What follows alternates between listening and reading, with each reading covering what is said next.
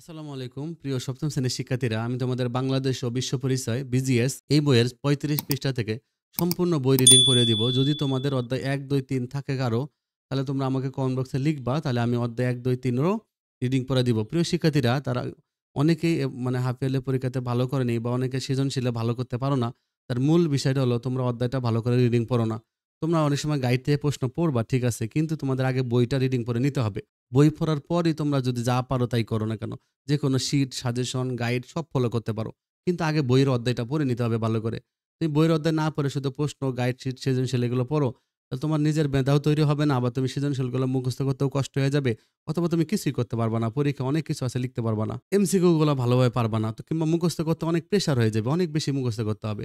কিন্তু তুমি যদি বইটা ভালো করে একটু রিডিং পড়া থাকে, তাহলে তুমি জানবা এই বইয়ে এই চ্যাপ্টারে কি জিনিস আছে, কোন বিষয়গুলো আছে। তো তোমার সৃজনশীলে বুঝতে সুবিধা হবে। আমরা চতুর্থ অধ্যায়ে বাংলাদেশের অর্থনীতি এখান থেকে পড়বো। বাংলাদেশ একটা কৃষি প্রধান দেশ। বাংলাদেশ কি? কৃষি প্রধান দেশ। দেশের অধিকাংশ মানুষ কোথায় বাস করে আমাদের দেশে? অধিকাংশ মানুষ গ্রামে বাস করে। আর কৃষি তাদের জীবিকার প্রধান উৎস। তাহলে গ্রামীণ মানুষের জীবিকার প্রধান উৎস কি? কৃষি। তবে শহরাঞ্চলের বিকাশের সঙ্গে, সঙ্গে শিল্প বাণিজ্যের ভূমিকাও আমাদের অর্থনীতিতে ক্রমে গুরুত্বপূর্ণ হয়ে উঠছে।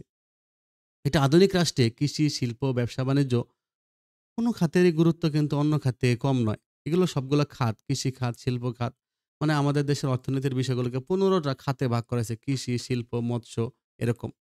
তার মানে এগুলো খাত। এই খাতগুলো সবগুলো খাতেরই গুরুত্ব রয়েছে। দেশকে উন্নত করতে হলে আমাদের কি করতে হবে? আমরা যদি দেশকে উন্নত করতে চাই, তাহলে আমাদের জাতীয় অর্থনীতিকে সবল ও গতিশীল করে গড়ে তুলতে হবে, মনে রাখতে হবে। তার জন্য কৃষি, শিল্প, ব্যবসা-বাণিজ্য সকল ক্ষেত্রে আমাদের কি করতে হবে? উন্নতি করতে হবে। এই বর্তমান প্রতিযোগিতাপূর্ণ বিশ্বে এর কোনো বিকল্প নেই। দেখো কি বলছে পাঠ ১, বাংলাদেশের গ্রাম ও শহরের অনানুষ্ঠানিক অর্থনৈতিক কার্যাবলী। ইনফরমাল মানে ফরমাল না, চাকরি না, বেতন নির্ধারিত নেই এদের এই কাজগুলোর জন্য। এগুলোকে করের আওতায় আনা যায় না। মানুষ সাধারণভাবেই, এলাকার লোকজন, অনেক মানুষ সাধারণভাবেই গ্রাম শহরে এগুলো করে থাকে নিজের উদ্যোগে। এগুলো হলো অনানুষ্ঠানিক অর্থনৈতিক কাজ। দেখো, অর্থনৈতিক এখানে একটা প্রশ্ন আসতে পারে যে অনানুষ্ঠানিক অর্থনৈতিক কাজ কি? গুরুত্বপূর্ণ প্রশ্ন। তাহলে অর্থনৈতিক মূল্য রয়েছে এমন যেকোনো কাজ, সেবা বা বিনিময়কে অর্থনৈতিক কার্যক্রম বলে। তাহলে এটা একটা প্রশ্ন, অর্থনৈতিক কার্যক্রম কি? যে অর্থনৈতিক মূল্য রয়েছে এমন সেবা, কাজ এগুলোকে বলা হয় কি? অর্থনৈতিক কার্যক্রম। ওকে? আর যেকোনো দেশের অর্থনৈতিক কার্যক্রমকে অনানুষ্ঠানিক বা আনুষ্ঠানিক এই ২ টা ভাগে ভাগ করা হয়। তাহলে অর্থনৈতিক কার্যাবলী কয় ভাগে ভাগ করা যায়? ২ ভাগে। অনানুষ্ঠানিক আর হলো আনুষ্ঠানিক। যেসব কাজের জন্য দেখো, যেসব কাজের জন্য পূর্ব মজুরি নির্ধারিত না, মানে বেতন ঠিক করা নাই। এই ভ্যান গাড়িওয়ালা, ফেরিওয়ালা তো কিংবা করের আওতায় আনা কঠিন। ওকে ট্যাক্সের আওতায় আনা যায় না। ফুচকাওয়ালা, সে ফুচকা বিক্রি করতেছে। আইসক্রিমওয়ালা। তো এদেরকে করের আওতায় আনা যায় না। যেসব অর্থনৈতিক কার্যক্রম সরকার কর্তৃক নিয়ন্ত্রিত না। সরকার এগুলোকে কন্ট্রোলও করতে পারে না। সংক্ষেপে অনানুষ্ঠানিক কার্যক্রম বলতে কি সেগুলো বোঝায়। যেমন নিজের জমি, দোকান বা ব্যবসা প্রতিষ্ঠানে কাজ করলা, গৃহস্থালী কাজ করা হলো, হকারি কাজ, দিনমজুরের কাজ। এগুলো হলো অনানুষ্ঠানিক অর্থনৈতিক কাজ। অনুন্নত বা উন্নয়নশীল দেশের বেশিরভাগ অর্থনৈতিক কার্যক্রম কিন্তু এই অনানুষ্ঠানিক খাতের মধ্যে হয়ে থাকে। যেগুলো উন্নয়নশীল দেশ, গরিব দেশ, অনুন্নত দেশ, এগুলা বেশিরভাগ অর্থনৈতিক কাজ এই যে ব্যক্তি উদ্যোগেই অনানুষ্ঠানিকভাবে হয়। অতীতকাল থেকে চলে আসছে বলে অনেকে এগুলোকে প্রথাগত খাতও বলা হয়। এই কাজগুলো অতীত খাত থেকে চলে আসছে, এজন্য এটাকে বলা হয় প্রথাগত খাত। এখানে একটা গুরুত্বপূর্ণ প্রশ্ন যে অর্থনীতির প্রথাগত খাত বলতে কি বুঝো? ব্যাখ্যা করো। ঠিক আছে? অথবা অনানুষ্ঠানিক খাতকে কেন প্রথাগত খাত বলা হয়? কারণ এটা অতীত কাল থেকে চলে আসছে। আর অনানুষ্ঠানিক খাতগুলো কি, কি? ওকে? গুরুত্বপূর্ণ একটা প্রশ্ন। এবার দেখো গ্রাম অঞ্চলের অনানুষ্ঠানিক অর্থনৈতিক কার্যাবলী কি, কি? দেখো গ্রাম অঞ্চলের অনানুষ্ঠানিক অর্থনৈতিক কার্যাবলী বিশ্বের অন্য যেকোনো উন্নয়নশীল দেশের মতো বাংলাদেশের অর্থনীতিতেও অনানুষ্ঠানিক খাত গুরুত্বপূর্ণ ভূমিকা রাখছে। গ্রামের একজন চাষী বা তার পরিবারের সদস্যরা সকাল থেকে সন্ধ্যা পর্যন্ত জমিতে কাজ করেন। নিজের জমিতে কাজ করার জন্য তারা কোনো মজুরি পান না বা নেনও না। কিন্তু তাদের সে কাজ বা পরিশ্রমের ফলে কেবল তাদের পরিবারই নয়, পরিবার উপকৃত হচ্ছে, সমাজ, রাষ্ট্র সবই উপকৃত হচ্ছে। দেশের মোট খাদ্য চাহিদার একটা বড় অংশ তারা উৎপাদন করছে। এভাবে আমাদের কৃষকরা জাতীয় অর্থনীতিতে গুরুত্বপূর্ণ ভূমিকা রাখছে। কামার কুমারের কাজ, গ্রামের কুটির শিল্প, দোকান, অন্যান্য ছোটখাটো ব্যবসা, এগুলো কিন্তু অনানুষ্ঠানিক অর্থনৈতিক কাজের মধ্যে পড়ছে। এগুলো কি? এগুলো হলো অনানুষ্ঠানিক অর্থনৈতিক কাজ। তো আমাদের অর্থনীতিকে সচল রাখতে এসব কাজও মূল্যবান ভূমিকা পালন করছে। সাম্প্রতিককালে কৃষি সহ গ্রামীণ অর্থনীতিতে আধুনিক প্রযুক্তির ব্যবহার লক্ষ্য করা গেল প্রথাগত বা অনানুষ্ঠানিক খাতটি কিন্তু এখনো প্রধান ভূমিকা রয়েছে। আমাদের কি হলো এই যে গ্রামীণ অর্থনীতিতে মানে প্রথাগত বা অনানুষ্ঠানিক খাতটি কি এখনো প্রধান ভূমিকা পালন করতেছে। জাতীয় অর্থনীতির দিক দিয়ে বিবেচনা করলে এই খাতটি গুরুত্বপূর্ণ ভূমিকা পালন করে। ওকে? দেখো কৃষিজ কাজ, হকার করতেছে, গৃহস্থালী কাজ, বাসায় কাজ করতেছে। এগুলো কিন্তু করের আওতায় আনা যায় না। সরকার নিয়ন্ত্রিত না। এজন্য এদেরকে বলা হয় অনানুষ্ঠানিক অর্থনৈতিক কাজ। তাহলে শহরের অনানুষ্ঠানিক অর্থনৈতিক কাজগুলো কি দেখো?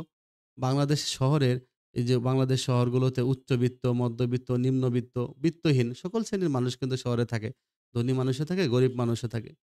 বিত্তহীনদের মধ্যে অনেকে আবার ভাসমান বা অস্থায়ী আবার মানে তাদের নিজস্ব বাসাবাড়ি নেই, এরা হলো ভাসমান। তারা বস্তি, ফুটপাত, পার্ক, রেল স্টেশন ইত্যাদি স্থানে বাস করে। উচ্চবিত্ত, মধ্যবিত্ত শ্রেণীর লোকেরা সাধারণত আনুষ্ঠানিক অর্থনৈতিক কাজ করে। যারা উচ্চবিত্ত এবং যারা মধ্যবিত্ত।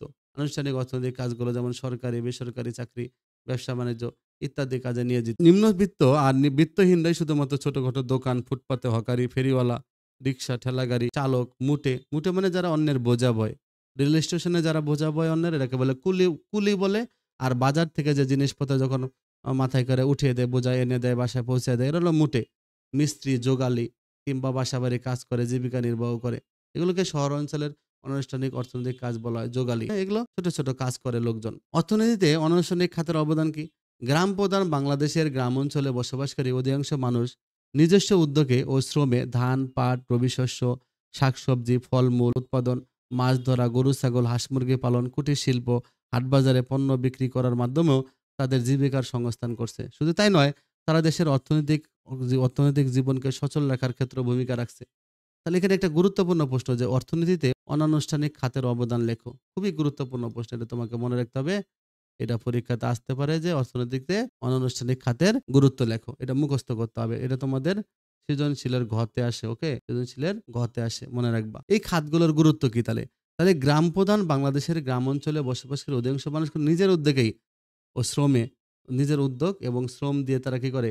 তারা ধান, পাট, তারপরে হলো যে হাঁস মুরগির পালন, কুটির শিল্প, রবি শস্য, ফলমূল উৎপাদন, মাছ ধরা, গরু ছাগল পোষা, হ্যাঁ? অনেক কাজ করে থাকে। এগুলো বাজারে বিক্রি করে। এটা তাদের ১ম কাজটা হলো তাদের জীবিকার সংস্থান হয়। তারা বেঁচে থাকে। তারা এগুলো দিয়ে তারা নিজেদের চাহিদা মেটায়। আবার তারা কিন্তু অর্থনৈতিক জীবনকেও সচল করে রাখতেছে। দেশের অর্থনীতিকে চাঙ্গা রাখতেছে। আবার শহর অঞ্চলে বসবাসকারী স্বল্প, মাঝারি এবং উচ্চ আয়ের অনেক মানুষও অনানুষ্ঠানিক খাতের অর্থনৈতিক কার্যক্রমে নিজেদের নিয়োজিত রেখেছে। এভাবে ১ম থেকেই বাংলাদেশের অর্থনীতি কিন্তু অনেকটাই এই অনানুষ্ঠানিক খাতের উপর বেশি নির্ভরশীল। সরকারি ও বেসরকারি পর্যায়ে আনুষ্ঠানিক খাতের ভূমিকা কিন্তু বৃদ্ধি পাইছে। এগুলো আরো জোরদার করা হচ্ছে। তারপরেও আমাদের অর্থনীতিতে প্রথাগত বা এই অনানুষ্ঠানিক খাতের গুরুত্ব কিন্তু কমেনি। তার মানে এটা সম্পর্কে তোমাকে ভালো করে এটা মুখস্থ করে ফেলবা। ওকে? আর অনানুষ্ঠানিক খাত বলতে কি বোঝো? শহরে কি, কি অনানুষ্ঠানিক খাত দেখা যায়? গ্রামে কি, কি অনানুষ্ঠানিক খাত দেখা যায়? এগুলো মনে রাখবা।